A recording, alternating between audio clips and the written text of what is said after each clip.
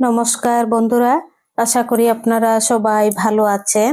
আজ আমি বানাবো নিরামিষ ভেতো শাকের রেসিপি। তো এটি আমি কিভাবে বানাই চলুন দেখে নেবেন। খুবই সুস্বাদু ভাবে এই শাকটি আমি বানাবো। তো প্রথমে এখানে এক আটি আমি ভালোভাবে ধুয়ে নেব। এক আটি শাক নিয়েছি। এটি ভালো একটু ডাঁটাগুলি সরিয়ে তারপর ভালোভাবে ধুয়ে নেব।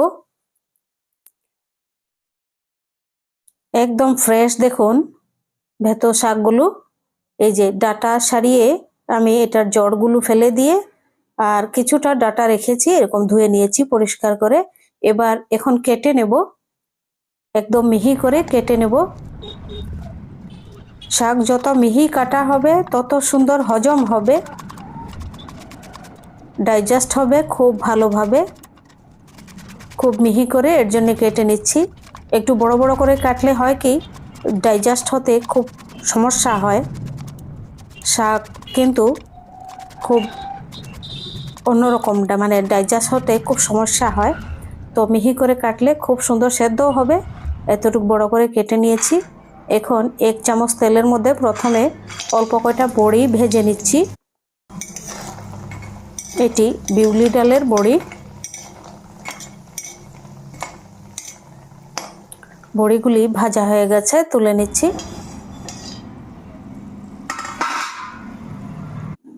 এখন এই তেলের মধ্যেই ফোড়নে দিয়ে দিচ্ছি একটি শুকনা লঙ্কা, অল্প একটু 5 ফোড়ন। একটু ভেজে নিচ্ছি ফোড়নগুলি।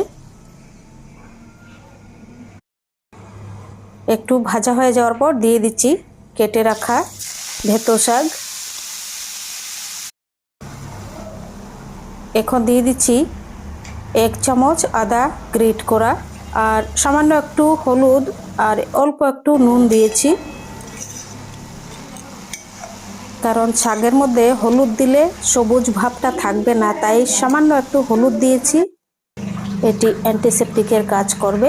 এখন দিয়ে দিচ্ছি অল্প ফ্রেশ মটরশুঁটি। এবার ঢাকা দিয়ে সেদ্ধ করে নিচ্ছি 5 মিনিট। 5 মিনিট হয়ে গেছে, দারুণ সুন্দর সেদ্ধ হয়েছে দেখুন। এবার দিয়ে দিচ্ছি ভেজে রাখা বড়িগুলো। তারপর দিয়ে দিচ্ছি কাঁচা লঙ্কা চিড়ে একটি। শাক রান্না হয়ে গেছে। আপনাদের যদি রেসিপিটি ভালো লেগে থাকে চ্যানেলটি সাবস্ক্রাইব করবেন, লাইক করবেন, শেয়ার করবেন, কমেন্ট করে জানাবেন কেমন লেগেছে আপনাদের এই নিরামিষ ভেতো শাকের রেসিপি।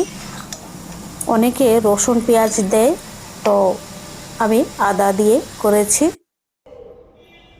আর খেতে অসাধারণ অসাধারণ। অনেকে আবার চিনিও অ্যাড করে, আপনারা চাইলে চিনি অ্যাড করতে পারেন। ভেতো শাক তো এমনিতেই মিষ্টি মিষ্টি হয়, আর এরকমভাবে রান্না করলে অসাধারণ লাগে খেতে।